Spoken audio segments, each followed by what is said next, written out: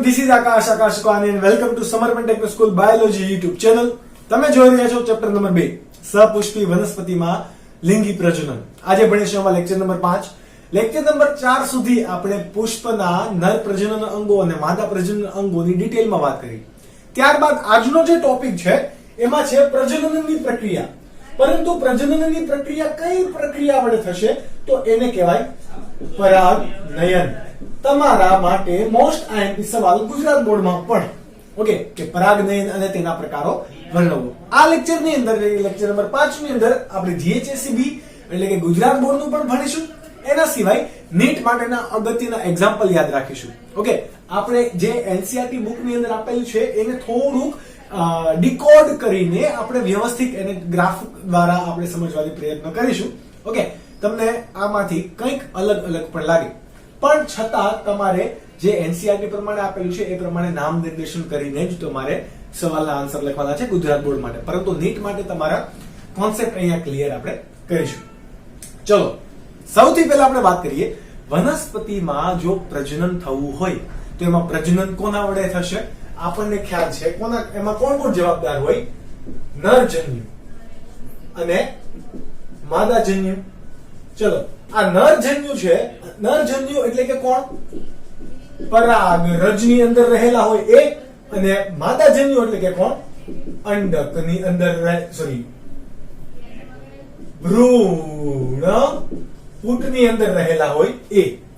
આ પરાગરજની અંદર બે નરજન્યુ ઉત્પન્ન થતા હતા, જ્યારે ભ્રૂણપુટની અંદર શું ઉત્પન્ન થતું હતું? અંડક. કોણ ઉત્પન્ન થતું હતું? અંડક. આ બંને કેવા હતા? ચલિત કે અચલિત? અચલિત. એટલે શુક્રકોષની જેમ એ નરજન્યુ માદાજન્યુ સુધી ઓટોમેટિકલી જઈ શકશે નહીં. કેવા છે? સ્વભાવે અચલિત છે. કશા પણ નથી પક્ષનું. ઓકે, એટલે એ હલનચલન કરી શકશે નહીં. તો આવી સ્થિતિની અંદર આપણે નરજન્યુને માદાજન્યુ સુધી એટલે કે પરાગાશયના સ્ફોટન બાદ જે પરાગરજ મુક્ત થાય છે એ માદાજન્યુ એટલે કે પરાગાશનમાંથી બીજાશય સુધી લાવવા માટેની જે પ્રક્રિયા છે એ પ્રક્રિયાને શું કહેવાશે? પરાગનયન. શું કહેવાશે? પરાગનયન. તો વ્યાખ્યા એકદમ સિમ્પલ છે. તમારે સૌથી પહેલા શું લખવાની? પરાગનયનની વ્યાખ્યા. પછી શા માટે એમાં પરાગનયન જરૂરી છે? તો કે નરજન્યુ કેવું છે? નરજન્યુ અને માદાજન્યુ બંને કેવા? અચલિત છે. પરિણામે વનસ્પતિની અંદર નરજન્યુને માદાજન્યુ સુધી પહોંચાડવાની ક્રિયાને શું કહેવાશે? પરાગનયન. આ પરાગનયનના કેટલા પ્રકારો છે? 2 પ્રકાર. કેટલા? 2. આપણે એને બંનેને ડિટેલમાં ભણીએ. પહેલો પરાગનયનનો પ્રકાર છે એને આપણે કહી દઈએ પેલા પરાગનયન. કેવું? પરપરાગનયન. અને બીજો પ્રકાર છે એને આપણે અહીંયા કહીએ સ્વપરાગનયન. ઓકે, પરપરાગનયન તમને ચોપડીની અંદર ટેક્સ્ટ ની અંદર ડાયરેક્ટ એને ઝેનોગેમી એવું કીધેલું છે. ઝેનોગેમી અથવા તો પરવશ એવું નામ આપેલું છે. પરંતુ આપણે અહીંયા થોડું ડિટેલમાં જોઈએ કે પરપરાગનયન કોને કહેવાશે? જે કોઈ પણ વનસ્પતિના પુષ્પોમાં એટલે કે પુષ્પો કેવા છે? પ્રજનન અંગ છે. હવે આ પ્રજનન એક વનસ્પતિ 5 મીટર દૂર છે અને બીજી વનસ્પતિ 5 મીટર દૂર છે. એક જ વનસ્પતિ નહીં, બે અલગ વનસ્પતિ વચ્ચેના પુષ્પોમાં પ્રજનન એટલે કે પરાગનયનની પ્રક્રિયા થાય છે તો એને શું કહેવાય? પરપરાગનયન. એટલે અહીંયા કોણ અહીંયા સંકળાય છે? 2 ભિન્ન વનસ્પતિની અંદર પ્રજનન થતું હોય અથવા તો પરાગનયનની પ્રક્રિયા થતી હોય તો એને શું કહેવાય?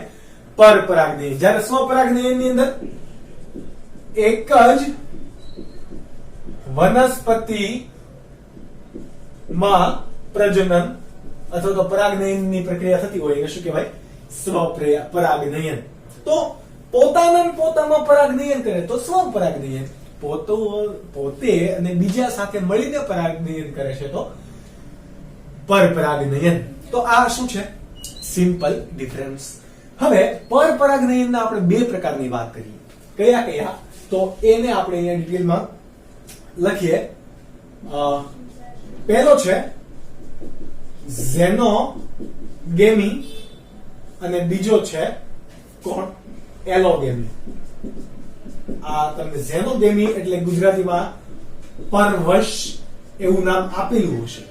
ઓકે, પરવશને તમે પરપરાગનયનનો પ્રકાર એવી રીતે તમને ડાયરેક્ટ આપેલું છે, પરંતુ આપણે અહીંયા ડિફરન્શિએટ કરીને ભણીએ. ઝેનોગેમીમાં શું થશે? આંબો છે, બરાબર, મેન્જીફેરા ઇન્ડિકા. મેન્જીફેરા ઇન્ડિકાની એટલે કે એની પણ જાતિ કઈ? તો કે માનો કે રાજાપુરી કેરી છે, એ રાજાપુરી કેરી થાય છે એ વનસ્પતિના એટલે કે એ આંબામાંથી પરાગરજ રાજાપુરીના એટલે કે બીજો કોઈ વનસ્પતિ કે જે કેવી છે, કેવું ફળ આપવાનું છે? રાજાપુરી. એટલે એ બંનેની જાતિ કેવી થઈ? એક. કેસરમાં નહીં. સમજ પડી? કેસરમાં નહીં. કેવી? એક જ રાજાપુરી વચ્ચે જ આવું થાય છે. એટલે કે ઇન શોર્ટ, પરપરાગનયનની પ્રક્રિયા જો એક જ જાતિની વનસ્પતિમાં થતી હોય તો એને શું કહેવાય? ઝેનોગેમી. એટલે અહીંયા કેવું તમારે યાદ રાખવાનું છે? એક જ જાતિની વનસ્પતિ. તો એલોગેમીમાં શું હશે? બે ભિન્ન જાતિની વનસ્પતિ. બે ભિન્ન જાતિની વનસ્પતિમાં જો પરાગનયનની પ્રક્રિયા થાય તો એને શું કહેવાય? પરપરાગનયન. બે અલગ અલગ તો હશે, પરંતુ આ અલગ અલગ વનસ્પતિ પૈકી એની જાતિ પણ કેવી હોય? જો અલગ અલગ તો એલોગેમી. જો બંનેની જાતિ પણ કેવી? સમાન, તો એને શું કહેવાશે? ઝેનોગેમી. આ બંનેના શું છે? અલગ અલગ તમારા પ્રકાર યાદ રાખવાના છે. બંનેનો એટલે કે આ સંયુક્ત રીતે પરપરાગનયનનો ફાયદો શું થાય? એક જ ફાયદો મેઇન અહીંયા, જેવી રીતે આપણે મનુષ્યોની અંદર જે લિંગી પ્રજનન જોવા મળે, આપણે તમને હવે ખબર છે કે એક જ કુળમાં સંબંધીમાં લગ્ન થાય અને એમાં પ્રજનન થાય તો કોઈ નવા લક્ષણો આવવાની કે જનનિક સુધારણાની તક મળે નહીં. એવી જ રીતે જો એક વનસ્પતિની અંદર અથવા તો એકની એક જાતિની અંદર સંયુક્ત રીતે પ્રજનન થતું હોય તો કોઈ ઝડપથી નવા લક્ષણો આવશે નહીં. પરંતુ અહીંયા એક જાતિની એટલે કે બે અલગ અલગ વનસ્પતિ છે.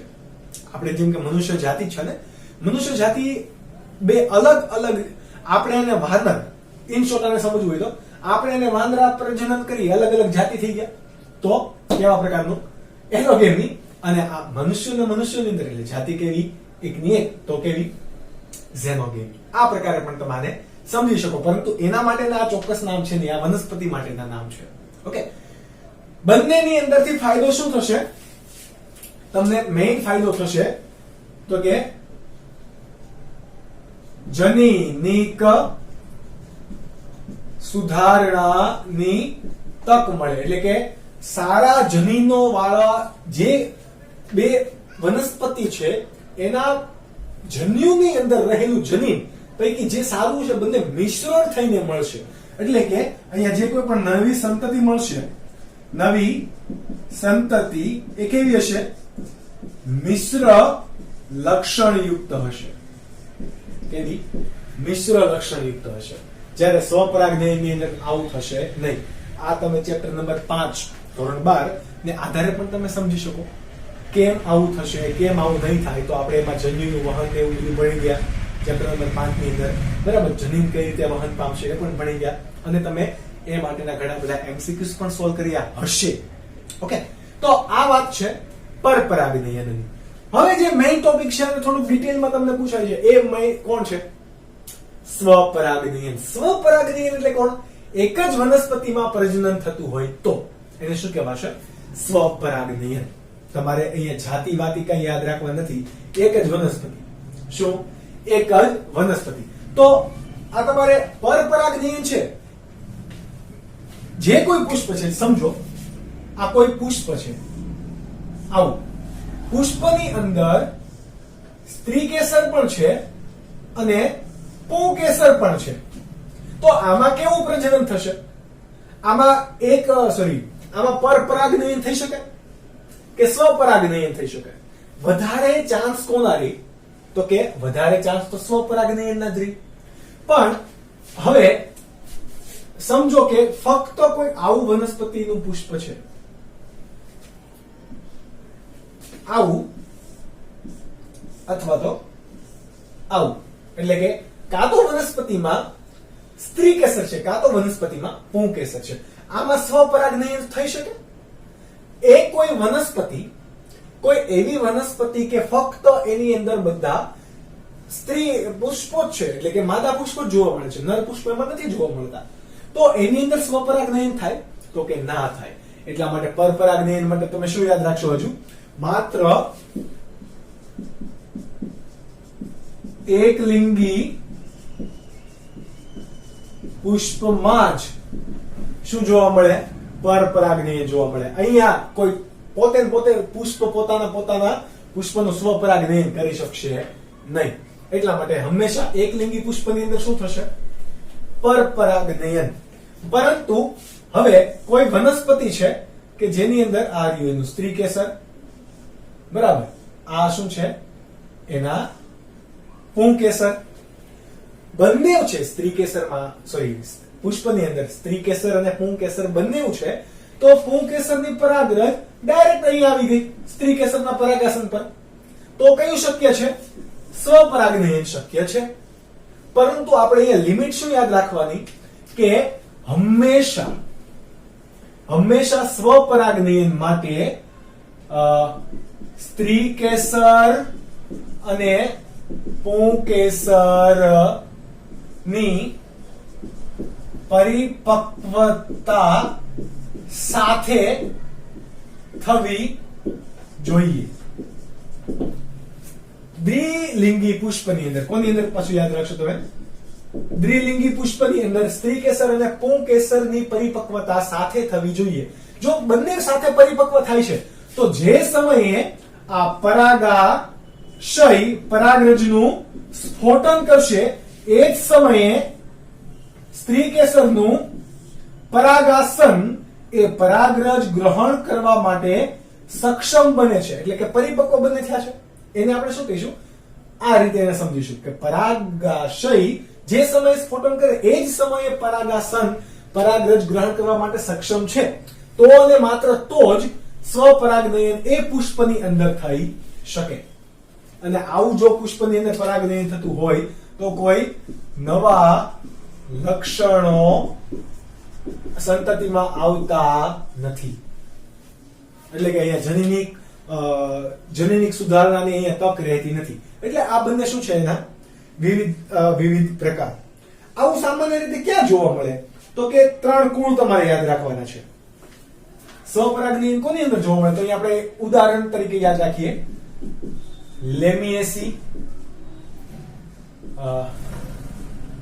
લેમિએસી, ત્યારબાદ કેક્ટેસી.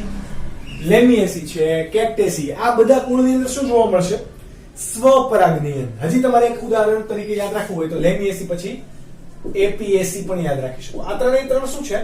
વનસ્પતિ એટલે કે સ્વપરાગનયન માટેના ઉદાહરણ. ઓકે, હવે આપણે સ્વપરાગનયન અલગ અલગ કિસ્સામાં ભણીએ. વનસ્પતિની અંદર 2 પ્રકારના પુષ્પો જોવા મળે.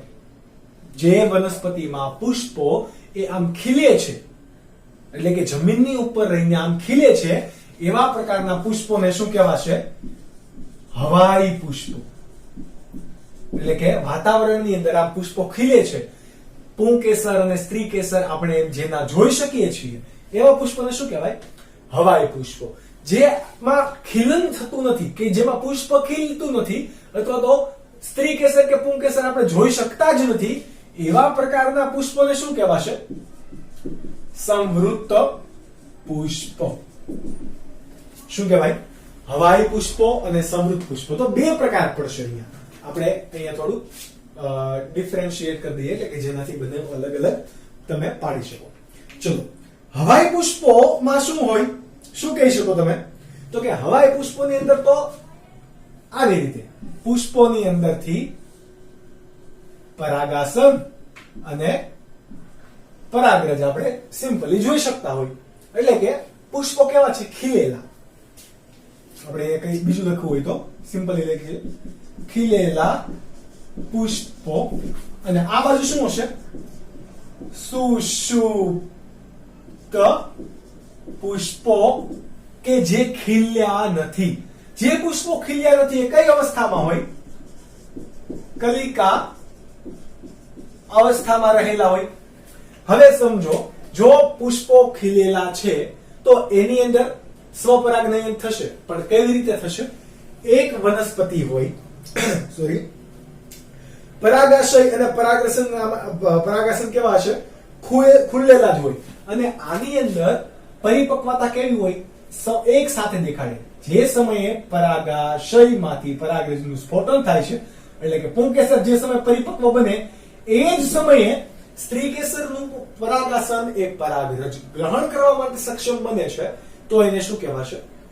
તો સોરી શું પોસિબલ છે? સ્વપરાગનયન થાય. આવું જો ખુલેલા પુષ્પોમાં જોવા મળે છે તો એને શું કહેવાય?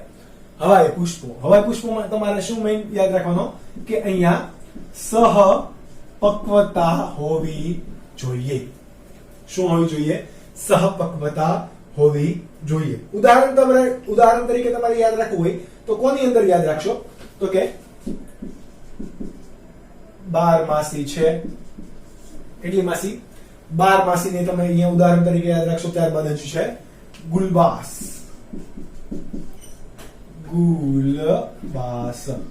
મિરાબિલિસ જલાપા, અને ત્યારબાદ તમારે 12 માસીને કેવું હતું? કેથરેન્થસ રોઝિયસ.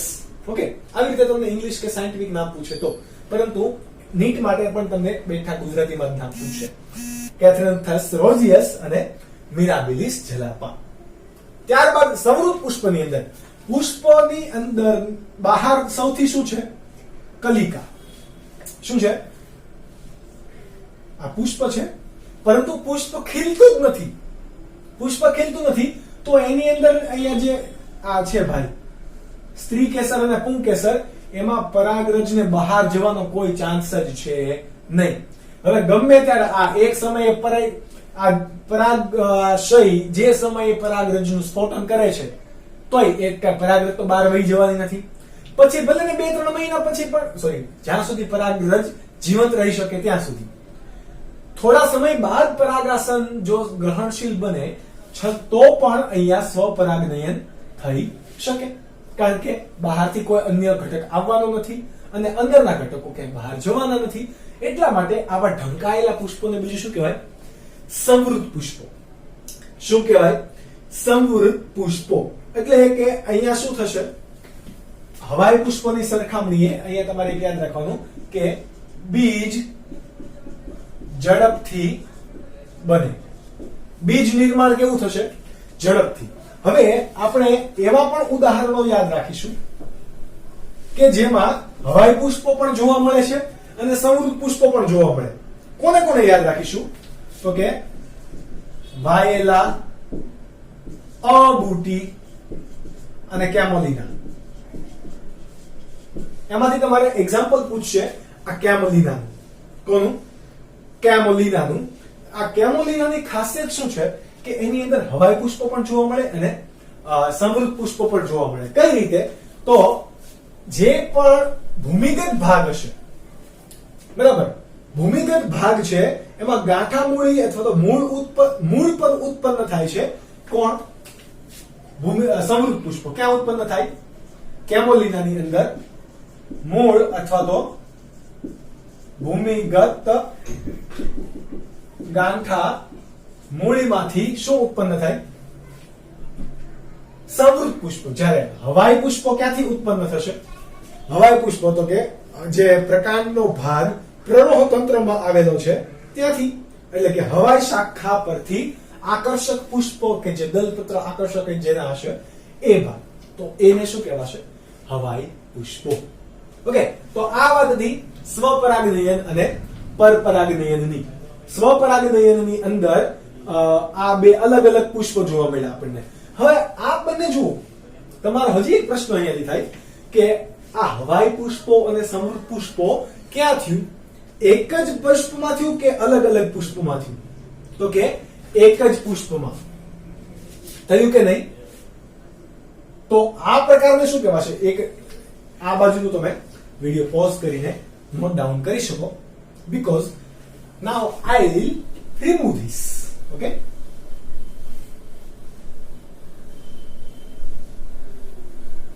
જો સ્વપરાગનયનની પ્રક્રિયા પરાગનયનની પ્રક્રિયા એક જ પુષ્પમાં થતી હોય, એટલે કે એક જ વનસ્પતિના એક જ પુષ્પમાં થતી હોય તો એને શું કહેવાય? સ્વફલન. પરંતુ એક જ જાતિના એક જ વનસ્પતિના બે અલગ અલગ પુષ્પમાં આ થતું હોય તો એને શું કહેવાય? પરફલન.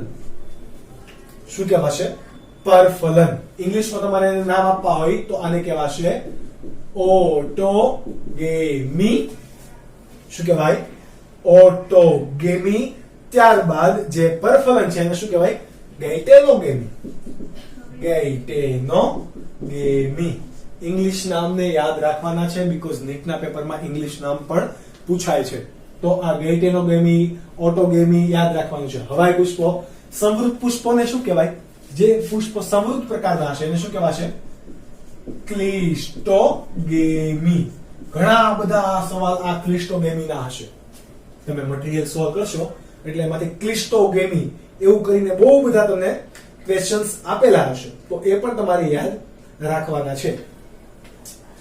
સ્વફલન. સ્વફલનમાં તમે શું યાદ રાખશો કે એક જ વનસ્પતિનું એક જ પુષ્પમાં જો આવા પ્રકારનું ફલન થાય, સ્વપરાગનયન, બરાબર, તો એને શું કહેવાય? સ્વફલન. કે જેના પ્રકાર કોણ કોણ છે? હવાઈ પુષ્પો પણ હોઈ શકે અને સમૃદ્ધ પુષ્પો પણ હોઈ શકે, બરાબર. હવે હવાઈ પુષ્પો તો ગૈટેનોગેમીમાં પણ થાય, બરાબર. ગૈટેનોગેમી એટલે કે એક જ વનસ્પતિના બે વિવિધ પુષ્પોમાં જો પરાગનયનની પ્રક્રિયા થાય તો એને શું કહેવાય? પરફલન. હવે જો આ એક વનસ્પતિનો છોડ છે સમજો, એની અંદર અહીંયા રહ્યું પુષ્પ, એની અંદર આ પુષ્પ કેવું છે? દ્વિલિંગી છે. કેવું છે? દ્વિલિંગી. તો ઓબ્વિયસલી એની અંદર જો સહપક્વતા છે, શું જોવા મળે છે એમાં? સહપક્વતા છે. તો એમાં કયું ફલન થઈ શકવાની સંભાવના વધારે છે? સ્વફલન. હવે કોઈ એવી વનસ્પતિ છે કે જેની અંદર અહીંયા એકલિંગી હોય કે દ્વિલિંગી, માનો કે સહપક્વતા જોવા મળતી નથી, જે સમયે પરાગરજ પરિપક્વ બને છે એ સમયે આ પુષ્પનું પરાગાસન એ પરાગરજ ગ્રહણ કરવા માટે સક્ષમ નથી, તો એ સ્વફલન થશે નહીં. પરંતુ આ પરાગરજ અહીંયા જઈ શકે બીજા પુષ્પો પર કે જ્યાં પરાગાસન એ કોના માટે સક્ષમ હતું? પરાગરજ ગ્રહણ કરવા માટે સક્ષમ હતું. તો આવા પ્રકારને શું કહેવાય? પરફલન. શું કહેવાય? પરફલન. બંનેની અંદર જનીન રચના કેવી હશે? સમાન રહેશે, બરાબર. હવે આ પરફલન કરવામાં ઘણી વખત પરાગ વાહકો ભાગ ભજવે, જેમ કે પવન ભજવે, ઘણી વખત કીડા મકોડા ભજવે, બરાબર. અહીંયાથી અહીંયા પરાગરજ લાવવામાં ઘણી વખત બીજા પણ ઘટકો ભાગ ભજવે. પરંતુ સ્વપરાગનયનમાં કોઈ પણ ભાગ ભજવતું સ્વફલનમાં કોઈ પણ ભાગ ભજવતું નથી. સ્વફલનનો બીજો પ્રકાર એટલે કે સ્વપરાગનયનનો બીજો પ્રકાર પરફલન, એમાં કોઈ ઘટકો ભાગ ભજવી શકે. આમાંથી તમને ઢગલાબંધ સવાલો પૂછશે પણ તમને આવડતા હોવા જોઈએ. તમને એમ કહે કે પરફલન પામતી વનસ્પતિમાં જનીન વિવિધતા કેવી હોય? સમાન હશે. કેમ? તો કે એક જ જાતિનું પુષ્પ છે ને એકનું એક જ વનસ્પતિ છે. આ તો પુષ્પ બે અલગ અલગ છે. હવે ઘણી વખત એકલિંગી પુષ્પ ઉત્પન્ન કરતા હોય એક જ વનસ્પતિ કેવી છે? દ્વિલિંગી, પણ એના પુષ્પો કેવા હોય? એકલિંગી. એટલે કે વનસ્પતિ ઉપર માદા પુષ્પો અને નર પુષ્પો જોવા મળતા હોય, પરંતુ એક જ પુષ્પની અંદર બંને ઘટકો ના હોય, તો એમાં પણ શું જોવા મળે? પરફલન તમને જોવા મળી શકે. Yes, this is the possible. Okay, આ શક્ય છે અને આ પણ શક્ય છે. દ્વિલિંગી પુષ્પો હોય તો એમાં પરફલન ક્યારે શક્ય બનશે? કે જ્યારે બંનેની અંદર સહપક્વતા થતી નથી તો એની અંદર પરફલન શક્ય છે. અને આ પરફલન માટે કોઈ પણ વાહકો ભાગ ભજવી શકે કે જેને આપણે શું કહેવાય, પરાગવાહકો. પરાગરજનું જે કોઈ પણ વહન કરે એને શું કહેવાય, પરાગવાહકો, જેના વિશે આપણે ડિટેલમાં વાત કરીશું લેક્ચર નંબર 6 ની અંદર. ઓકે, તો આ વાત છે કોની, પરાગનયન અને તેના પ્રકારો. હવે આ તમે નોટ ડાઉન કરી લો, બીકોઝ આના પછી આપણે ભણીશું કે પરાગનયનની અંદર નીટમાં કઈ કઈ પ્રયુક્તિ તમારે યાદ રાખવાની છે. જેવી આપણે પરફલનમાં આ બધા ઘટકોની વાત કરી, તો એવી આપણી પાસે 5 પ્રયુક્તિઓ છે, તો એની પણ વાત કરીશું, પણ એના પહેલા નોટ ડાઉન કરો. ત્યારબાદ આપણે થોડા નીટ માટેના પોર્શનને પણ ભણીએ કે પહેલો પ્રયાગ આપણે પરાગનયન ભણતા હતા, તો એમાંથી એક ભણીએ અધિક્ષમતા. કોને કહેવાય, પ્રીપોટેન્સી. હવે કોઈ એવી વનસ્પતિ છે કે જેની અંદર સ્વફલન અને પરફલન બંને થતું હોય.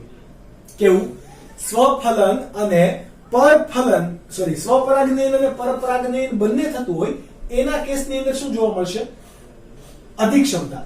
જે વનસ્પતિની અંદર સ્વ પરાગનયન થતું હોય, કેવું થતું હોય, સ્વ પરાગનયન થતું હોય, એ વનસ્પતિની અંદર પરાગ નલિકાની વૃદ્ધિ કેવી હશે, ધીમી. કેમ ધીમી, તો કે પોતાનું વનસ્પતિ છે એટલે એમાંથી કેવી હશે, પરાગ રજનું અંકુરણ થઈને પરાગ નલિકા બને, એની વૃદ્ધિ ધીમી. ત્યારબાદ પર પરાગ નયન જો થતું હોય તો એમાં પરાગ નલિકાની વૃદ્ધિ કેવી હશે, વધુ, એટલે કે વધારે હશે, વધારે ઝડપી પણ તમે આને કહી શકો. તો એવી વનસ્પતિ કે જેની અંદર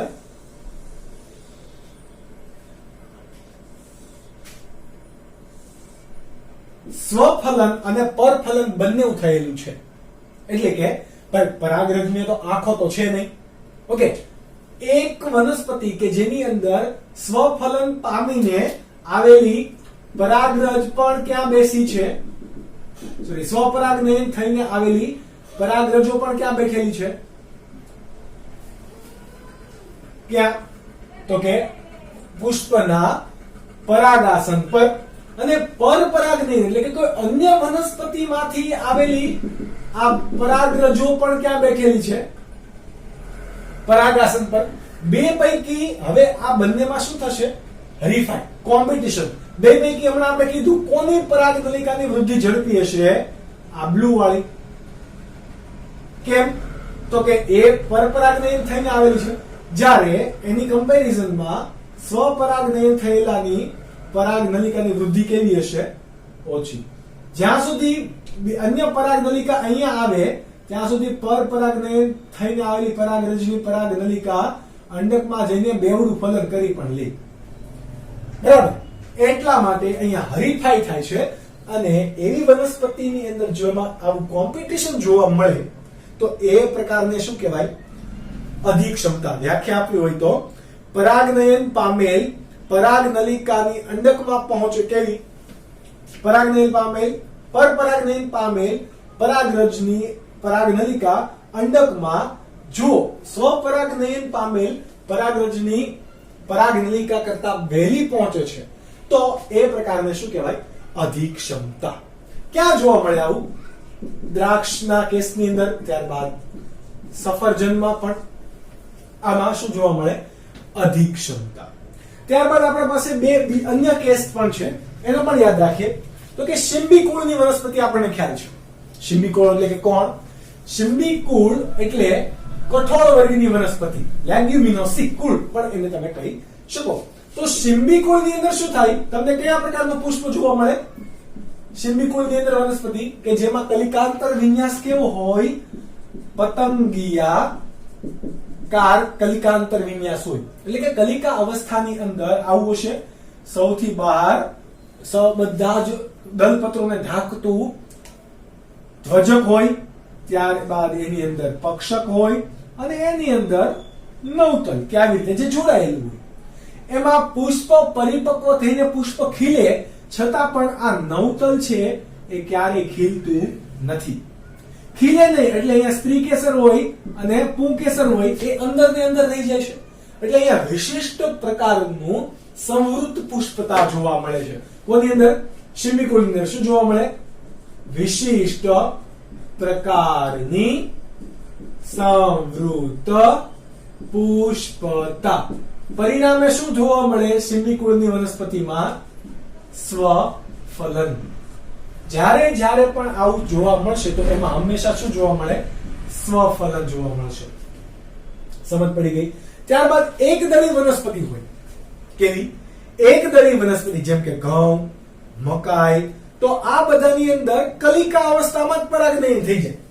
પુષ્પ તો ખીલે છે પણ એ પહેલા શું થઈ ગયું હોય? પરાગનયન. જ્યારે કલિકા અવસ્થા છે એની અંદર જ સ્ત્રી કેસર અને પુંકેસર પરિપક્વ બની જાય અને ત્યાં ને ત્યાં પરાગનયન થઈ જાય. એટલે એમાં કોઈ અન્ય વનસ્પતિની પરાગરજ અહીંયા આવે ને આવું એકદળી વનસ્પતિ. ફક્ત આપણે ઘઉં મકાઈનું ઉદાહરણ નહીં દઈએ અને એનું દહીં પણ ના શકાય, બીકોઝ હમણાં આપણે જોઈશું એનામાં બહુ બીજું બધું પણ પરાગનયન પણ થાય છે. પણ ઇન જનરલી આવું પણ જોવા મળે. કઈ વનસ્પતિમાં? એકદળી વનસ્પતિમાં મોટા ભાગે શું જોવા મળે? કલિકા પરાગનયન. વોટ ઇઝ કલિકા પરાગનયન? તો કે પુષ્પની કલિકા અવસ્થામાં પરાગનયન થઈ જાય પછી પુષ્પ ખીલે. બરાબર? તો એ પણ તમારે યાદ રાખવાનું છે. તમને એમ પૂછે કે એકલિંગી પુષ્પની અંદર ક્યારે? એકલિંગી પુષ્પની અંદર ક્યારે સ્વફલન થાય? તો હમણાં આપણે ડ્રો 2 કરીને ભણ્યા કે એકલિંગી પુષ્પ હોય તો કાં તો એની પાસે સ્ત્રી કેસર હોય કાં તો એના પાસે પુંકેસર હશે. તો સ્વફલન પોતે કરી શકે નહીં. જો પુષ્પ સ્ત્રી કેસર પુષ્પ એકલિંગી હોય તો. હવે વનસ્પતિ એકલિંગી હોય તો? વનસ્પતિ એકલિંગી હોય અને અથવા તો વનસ્પતિ દ્વિલિંગી હોય પણ આ વનસ્પતિ એટલે કે દ્વિલિંગી વનસ્પતિ એ નર પુષ્પો પણ ધરાવતા હોય એટલે એના પુષ્પો કેવા હોય? ફરીથી એકલિંગી. વનસ્પતિ દ્વિલિંગી છે, એના પુષ્પો કેવા છે? એકલિંગી. શા માટે વનસ્પતિ દ્વિલિંગી છે? અમુક પુષ્પો ફક્ત સ્ત્રી કેસર ધરાવે છે, અમુક પુષ્પો ફક્ત પુંકેસર ધરાવે છે. તો એનામાં સ્વફલન થઈ શકે કે પરફલન થઈ શકે? તો એમાં પરફલન થશે. આ વાત તમારે યાદ રાખવી. ત્યારબાદ પરફલનની અન્ય પણ પ્રયુક્તિઓ છે. જુઓ, પરફલન ક્યારે પરફલન શક્ય છે. આને તમે બીજા કેસની અંદર પણ સ્ટડી કરી શકો કે સ્વફલન કઈ રીતે અટકી શકે. શા માટે ઘણી વનસ્પતિમાં દ્વિલિંગી હોવા છતાં પણ સ્વફલન થતું નથી અને એમાં પરફલન થાય છે? તો એના માટેના આપણે છે એ 4 ભણીશું બાબત. પહેલું છે પૃથક પક્વતા. હમણાં આપણે વાત કરી હતી સહપક્વતા. જો સહપક્વતા હોય એટલે કે પુંકેસર અને સ્ત્રી કેસર બંને જ એક સાથે પરિપક્વ બને છે તો સ્વફલન થઈ શકે. પરંતુ સાથે ફલન થતા નથી તો એને શું કહેવાય? પરપરાગનયન. બરાબર? એટલે કે એને કહેવાશે શું? પૃથક પક્વતા. જેના પરિણામે શું થાય? પરપરાગનયન. એટલે આપણે એને ડિટેલમાં લખવું હોય તો એના માટે શું કહી શકીએ કે પુંકેસર અને સ્ત્રી કેસર સાથે પરિપક્વ થતા નથી. આમાં અળસિયા જેવું છે. બરાબર? અળસિયાની અંદર તમને ખબર છે કે પ્રોટેન્ડ્રી એવું જોવા મળેલું. તમને યાદ હોય તો ચેપ્ટર નંબર 7 ની અંદર ધોરણ 11 માં વાત કરેલી. ઉભયલિંગી છે છતાં એમાં લિંગી પ્રજનન જોવા મળે છે. પોતે સ્વફલન નથી કરતું, પરફલન કરે છે. કેમ? તો એનામાં માદા અંડકોષની પહેલા શુક્રકોષ પહેલા પરિપક્વ થશે એટલા માટે. ઓકે? તો એવી રીતે પૃથક પક્વતાના પણ અહીંયા 2 પ્રકાર પડશે. કેટલા? 2. પ્રોટેન્ડ્રી અને પ્રોટોગેમી. પ્રોટેન્ડ્રી ની આપણે પહેલા વાત કરીએ તો પ્રોટેન્ડ્રી આપણે નરની જેમાં યાદ રાખેલું એવી રીતે યાદ રાખીશું. પ્રોટેન્ડ્રી ની અંદર શું થશે? પુંકેસર એ સ્ત્રી કેસર કરતા પહેલા પરિપક્વ બનીને પરાગરજનું સ્ફોટન કરે તો એને શું કહેવાય? પ્રોટેન્ડ્રી. પ્રોટેન્ડ્રી તમારે ગુજરાતીમાં નામ આપવું હોય તો શું એને નામ આપશો તમે? પુંપર્વતા.